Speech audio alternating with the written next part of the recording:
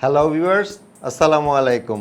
আজকের ভিডিওতে দুটো নিউজ থাকছে। প্রথমটা হচ্ছে দেশে হয়তো আর কিছুদিন পরে কোনো 3G নেটওয়ার্ক থাকছে না।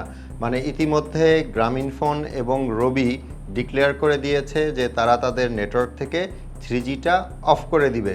আপনারা অনেকেই হয়তো জানেন গ্রামীণফোন তাদের 5G নেটওয়ার্ক যেটা আছে সেটা কিন্তু টেস্ট করেছে এবং খুব শীঘ্রই সেটা লঞ্চ করবে। হতে পারে সেটা নেক্সট ইয়ারের প্রথম দিকে। আর রবিও হয়তো তার পাশাপাশি চলবে। আর এই দুইজনই কিন্তু ডিক্লেয়ার দিয়েছে যখন তারা 5G লঞ্চ করবে তখন তাদের নেটওয়ার্কের মধ্যে 3Gটা আর থাকবে না, শুধু 4G এবং 5G থাকবে। আর বেসিক যেটা সেটা হচ্ছে 2G, মানে 2Gটাও থাকবে। সো এটা একটা ভালো খবর যে আমরা 5G নেটওয়ার্ক পেতে যাচ্ছি। আর আপনারা হয়তো অনেকেই জানেন যে 5Gর স্পিড, মানে যখন আপনি নেট ব্যবহার করবেন 5G নেটওয়ার্ক দিয়ে, তখন কিন্তু সেটার স্পিড হবে এখনকার 4Gর চেয়ে 10 গুণ বেশি। মানে 4G নেটওয়ার্ক দিয়ে কোনো কিছু যদি ডাউনলোড করতে 10 মিনিট সময় লাগতো, এখন 5G দিয়ে সেটা লাগবে মাত্র 1 মিনিট। এখন এই 5G লঞ্চ হওয়া নিয়ে কারো ক্ষেত্রে খারাপ খবর হচ্ছে এটাই, যেটা একটু আগে বলছিলাম, যে 3G নেটওয়ার্ক কিন্তু তারা অফ করে দিবে। সো আপনার হ্যান্ডসেট যদি 3G এনাবলড হয় তখন কিন্তু আপনি কথা ঠিকই বলতে পারবেন 5G নেটওয়ার্ক ব্যবহার করে, মানে 5Gতে থেকে আর কি। কিন্তু আপনি যখন মোবাইল ডেটা ব্যবহার করে ইন্টারনেট ইউজ করতে যাবেন তখন কিন্তু আপনাকে 2G ইন্টারনেট ব্যবহার করতে হবে, কারণ 3G তো নেই। সো যারা চিন্তা ভাবনা করছেন কিছুদিনের মধ্যে হয়তো নতুন একটা ফোন কিনবেন, সেক্ষেত্রে আমার সাজেশন থাকবে আপনারা ট্রাই করবেন অ্যাটলিস্ট 4G হ্যান্ডসেট কিনতে। আর যদি 5G এনাবলড হ্যান্ডসেট কিনতে পারেন তাহলে কিন্তু খুব ভালো। এখন 2 নম্বরে যে খবরটা আছে সেটা মোটামুটি ভয়ঙ্কর। স্পিনমেজ নামক একটা অ্যাপের মাধ্যমে আমাদের দেশে সম্প্রতি ম্যালওয়্যার বা ভাইরাস স্মার্টফোনগুলোতে ঢুকে যাচ্ছে এবং এই ম্যালওয়্যারের মাধ্যমে স্মার্টফোনে থাকা অনেক তথ্য চুরি হয়ে যাচ্ছে এবং কিছু কিছু ক্ষেত্রে পুরো স্মার্টফোনটাই কিন্তু হ্যাক হয়ে যাচ্ছে। দেখা যাচ্ছে যখনই কেউ মোবাইল ডেটা বা ওয়াইফাই দিয়ে তার স্মার্টফোনটা ইন্টারনেটে কানেক্ট করছেন তখনই এই স্পিনমেজ অ্যাপটা দেখা যাচ্ছে এবং সেটা অটোমেটিক্যালি তাদের স্মার্টফোনে ইনস্টল হয়ে যাচ্ছে।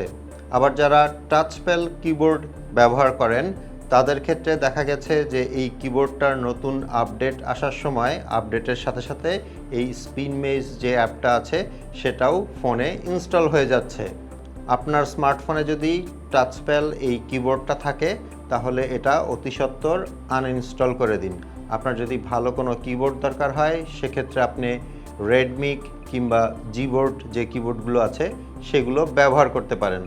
স্পিনমেজ অ্যাপ আপনার ফোনে ইনস্টল হয়ে গেলে এই অ্যাপটা যেটা করে আরও কিছু অ্যাপ আপনার ফোনে ইনস্টল করে দেয়।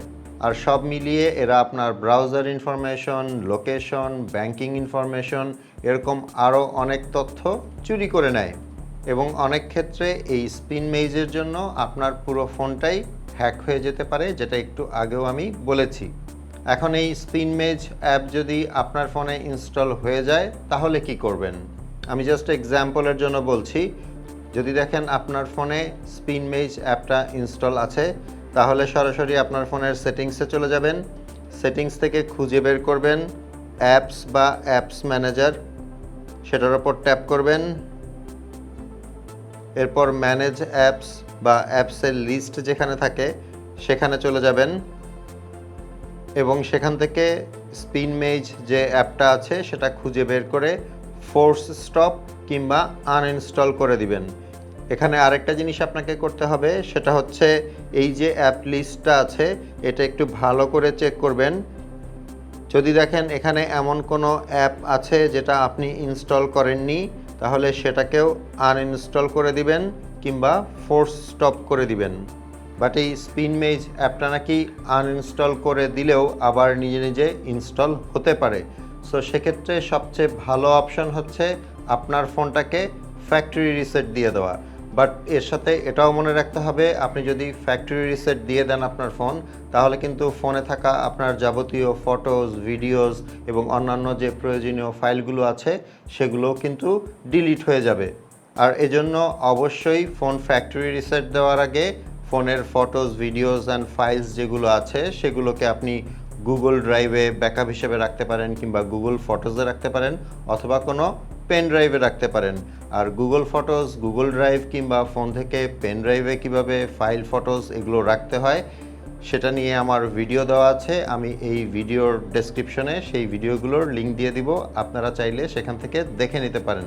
সো এই ছিল আজকের টেক নিউজ। এরকম ইনফরমেটিভ ভিডিও আপনারা আরও দেখতে চান কি না সেটা কমেন্ট করে অবশ্যই জানাবেন। আর এই ভিডিওটা দেখে ভালো লাগলে একটা লাইক করে দিবেন। আপনাদের সাথে আমার দেখা হবে পরের ভিডিওতে ইনশাল্লাহ। সে পর্যন্ত সবাই ভালো থাকবেন। আল্লাহ হাফেজ।